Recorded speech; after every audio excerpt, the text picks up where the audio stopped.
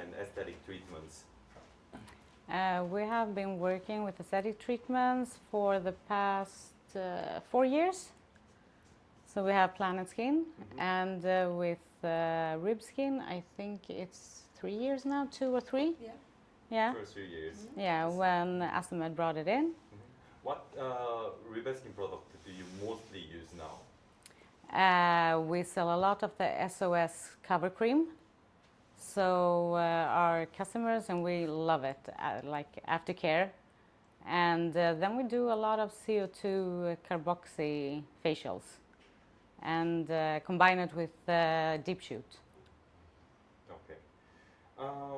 As far as Koreans know, the Scandinavian lifestyle is often associated with the life-work balance.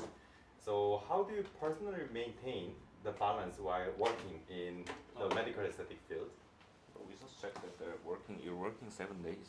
So it's our own business, so we're always available for the customers, and we want to grow. So customer service is the main focus. Are you not tired like 7 days working? Is that okay? It's okay. It's then perfect. we have It's good what we love to vacation. do. Sometimes you have Yeah. long vacation. Yeah. Then we Okay. take vacations to Greece. Greece. Exactly. Okay. So you have open like 7 days a week? No, mostly 6 days, and if we need, but on our days that we would be free, we have stuff to do here. You have to do content Yeah. and build stuff, clean Or stuff, go shop move at stuff. Astomed. So from yesterday's seminar, I heard that Korean products or Korean aesthetic treatments are being really popular in here. So especially in Scandinavian country. So can you share any story behind why you are choosing, or why do you like the Korean medical aesthetic clinic, or especially RIBESKIN? It's good products. You get good results. It's brightening and hydration, and all the K-beauty like skincare. People like it because it's not so expensive like other brands, and it's good products.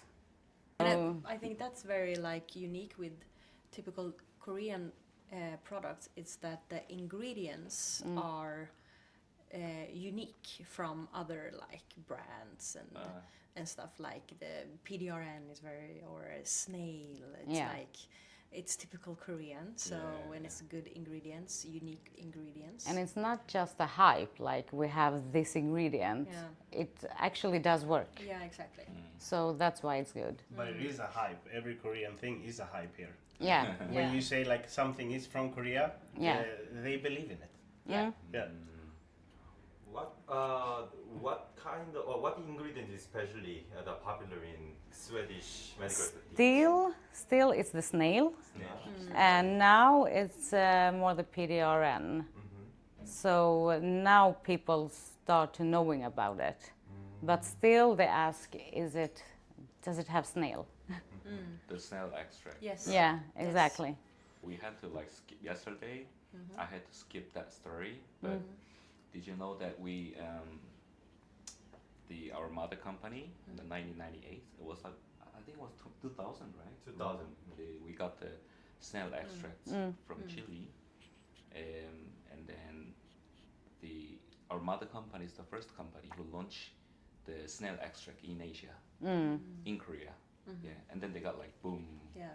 Yeah. So we're kind of like proud But of it's that because snail it's extracts. effective also. Yeah. Because when a hype starts, people buy it, but if they don't see results, they stop believing in it. Yeah, the hype goes away. But Exactly. You know The about hype the is- story about the snail extracts? No? no. Yeah, you know in Chile, Yeah. there's like a snail farm. Yeah. So only for the food, as a food. So they grow it up and they basically export it to France or Europe. Okay. And then the farmer, like the workers there, laborers, they were actually working there with the snail, and you know they had to like handle the snails and And they and have the That's very son, groomers. Yeah. and then the son of that snail farm, he was the dermatologist, and then he found that workers was have a effective. really smooth Nice. and nice hands. Yeah. And then he got into the research, and then he finally got to know about the snail extracts, and then it might be good for the skin or repair Yeah. basically the rejuvenation process. So that's how Interesting. it was like the first In the story that- beginning, yeah.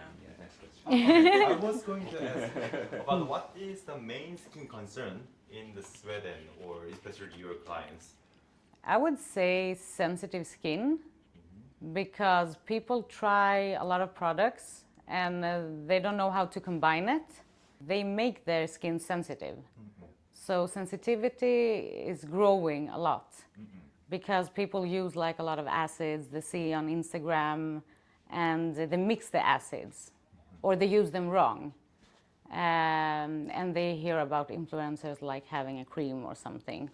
So I would say sensitive skin with like dermatitis and perioral, Atopic. yeah, and rosacea. And then we have a lot of people with pigment because they sunbathe a lot. They're not like Korean people. They tan a lot here, so they damage the skin and they don't use SPF as much as other countries. Okay. So younger people, they do it now because we know better. But older people, when you tell them, they're like, no, I haven't used Not that. used to. Yeah. Then do you have any special tips to solve that sensitive skin? Your own skills In your own in your skills? own clinic. Yeah, we work a lot with IPL. Uh-huh. So, and we work a lot with rosacea and acne also, and sun damage. And then we like the RIBESKIN products because to combine it with that, like the aftercare or prep the skin also. So it's really good. So you have to start slow and take it step by step. Then is there any specific combination that you are using RIBESKIN with others in your clinic? Yeah, I use it like the treatments with Aquapil and with the Hydrogelimax from Estemax. And it's very popular also in Japan and Korea. But from yesterday's seminar, I got a lot of tips that I could like start with it like before IPLs or before lasers to prep the skin for oxygen. So it was a really good seminar yesterday. It was. Okay. Then in Scandinavian, the Swedish people, normally in theory there is a lot of the skincare routine at home, like from the cleansing, the toner, the serum, sometimes the creams and ampoules, something like that. But in Sweden, what is most common skincare routine at home? Like cleansing and there's like difference in people. Some use a lot and some just cleanse the skin and have just a Nivea cream. But they Just really Nivea like, cream, the blue one. yeah, Ah, yeah. Okay. And a lot of people start using retinol. Retinol. Yeah, It's a high concentration of retinol. different brands. So retinol, some use it right and some use it wrong, so they damage the skin. But I would say hydration and retinol. Okay. Then let me turn to the more personal questions. So apart from this kind of medical aesthetic clinic running or something. So after finish your work, what kind of hobby or the things do you do at your home or normally your usual hobby or Watch Netflix. Yeah. watch Netflix? Okay.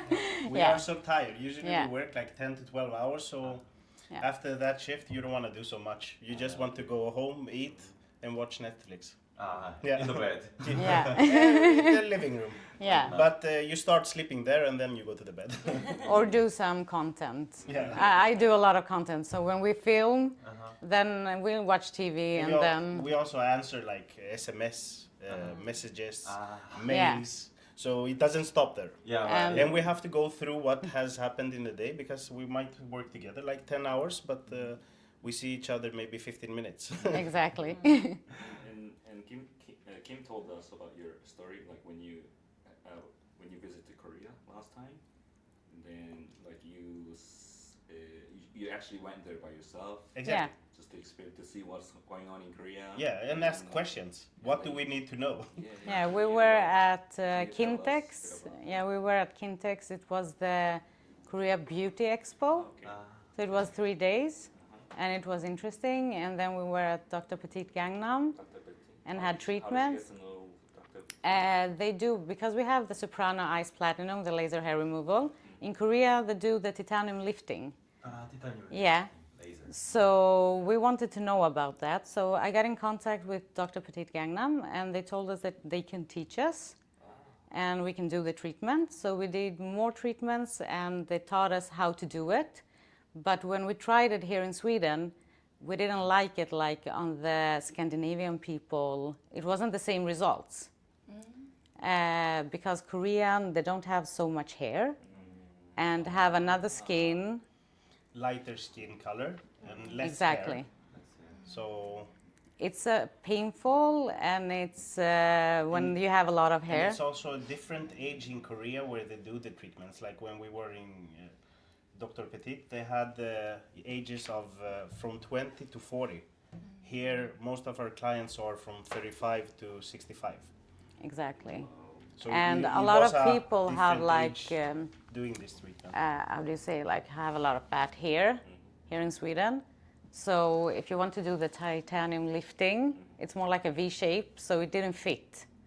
Oh, it didn't fit. Yeah, so we didn't want to have it like and lounge it. They're trying to lounge it now here in Sweden, but I don't think it's the right crowd and the right age. We have better solutions for the same. Yeah. And then people here, they don't pay that much money. In Korea and Asia, they do like treatments from young age. Yeah, they are here. Exactly. I have some customers, and they're like, they started like their first facial when they were 15. Here, you start like when you're 30. And also in Korea, everybody does treatments. Yeah. Here we have about 55% of the population. 45% like men don't do that much. All men don't do that. Yeah. Yeah. Like my customers, I have 95% are women. Ah. I think that's the difference in Sweden, as you said, Michael, yesterday. Like, it's a more like a culture in Korea also, Yeah. with the taking care of yourself there. But in Sweden nowadays, it's getting more like acceptable to like, of course, you should go and take care of yourself. But in the back in the days, it were like, you go and pay money on your how you look. How are you? Yeah, exactly. It's more and more. It's And many people more are and like, more. like when somebody asks me, like, oh, Botox, it's gay. And I'm saying, like, no, it's not gay. And the way I say it, they feel like I want to ask more questions about it. Yeah. So it's like, okay, what is this? What does it do? How long does it last? And men don't accept, like women accept better, like when you say you have to do 6 treatments of this to get this result. For a man, it's like in 1 treatment, I didn't get the result. But Yeah. Or if they you start explain it the calculate. right way, it will come out. Like they will understand it better.